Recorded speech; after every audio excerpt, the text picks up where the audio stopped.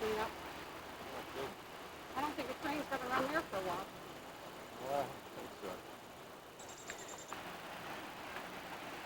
Yeah, they got a lot of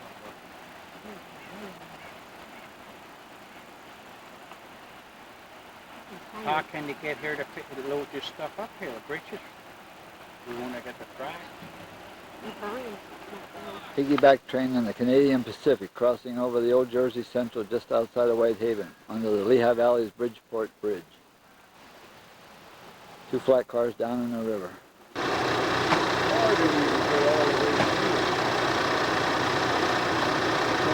I finally...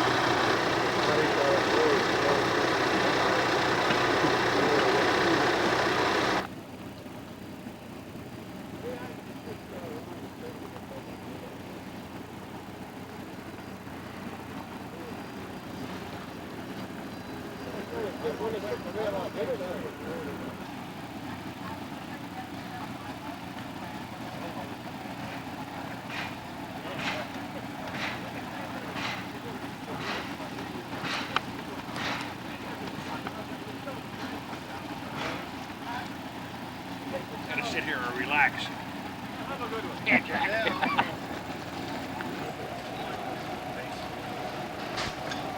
All right, take it, let's go. Party's over. We got white. I think this much excitement up here.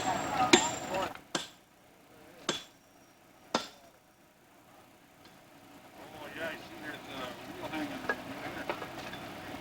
I got it posted.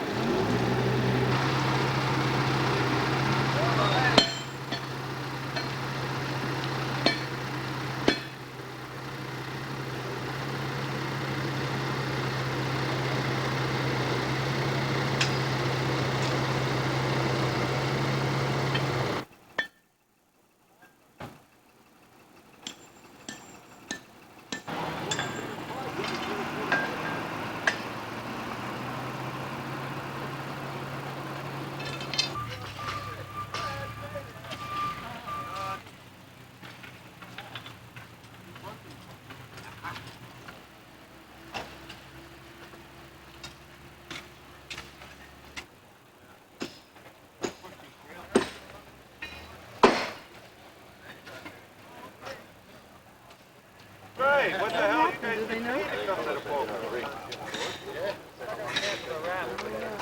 Well, they ain't running today, fortunately.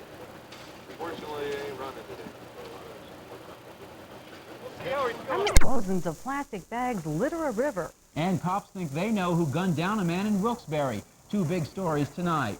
Good evening, I'm Jeff Scott. And I'm Jill Garrett. First, the train derailment. It may be midnight before rail traffic is moving again on the north-south line running along the Lehigh River. But that's not the only problem. Thousands upon thousands of plastic bags litter the river tonight. All right, let's go to News Watch 16's Fred Lettieri, who's been there all day. Fred?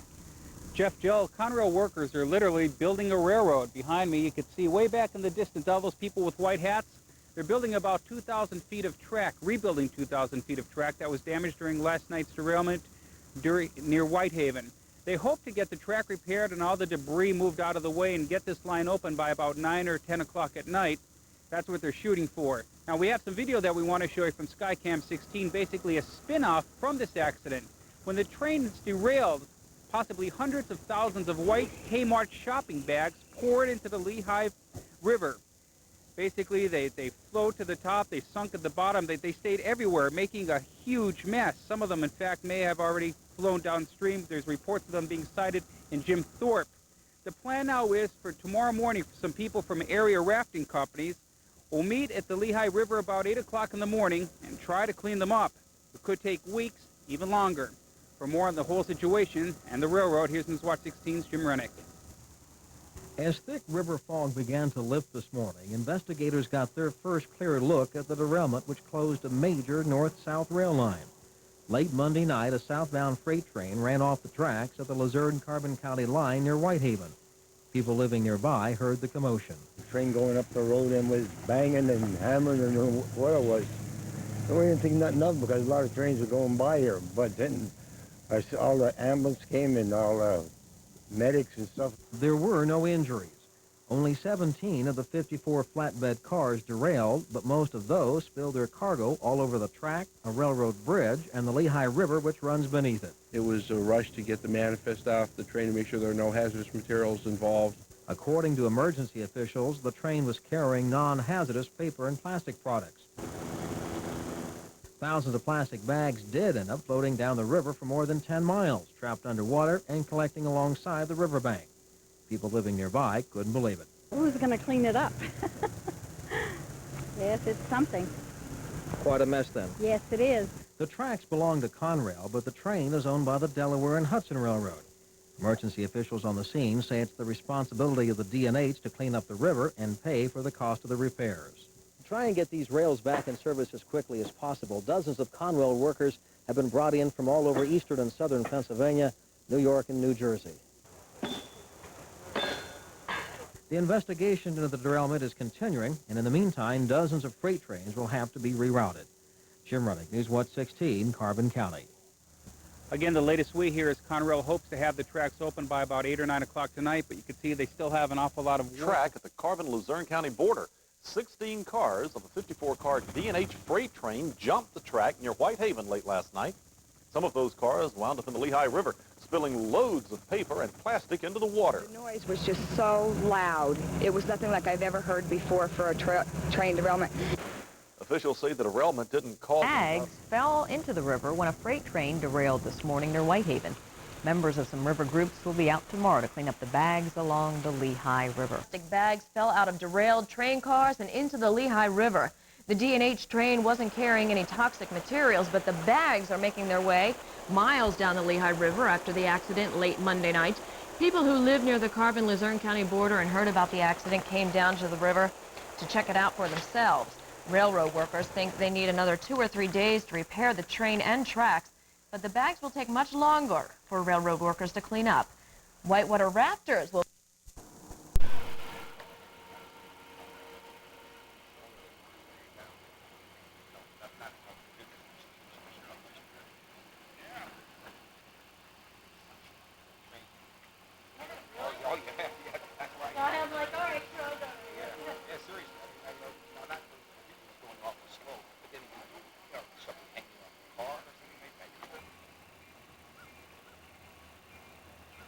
I guess they got some mess in the river there. Yep.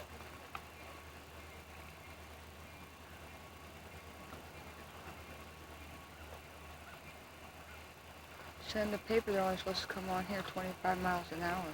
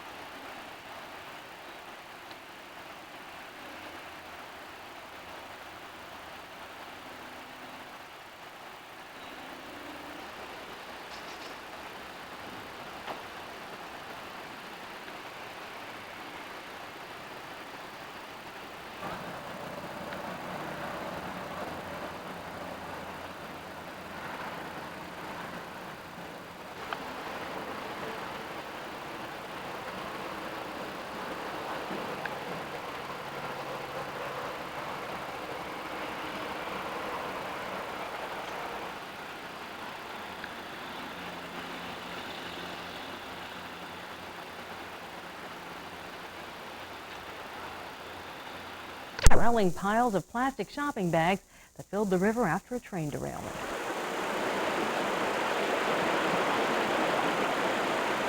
"36 workers may not seem like much of a match for tens of thousands of plastic shopping bags floating down the Lehigh River near Whitehaven.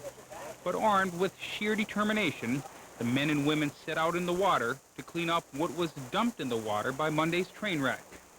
There's quite a lot out here. In some areas it's just boxes and stuff that hasn't even made it out, but it's really thick in some areas. You can't even see the rocks. Most of the workers are from rafting companies in Carbon County. In July, they rarely run rafting trips on this part of the river.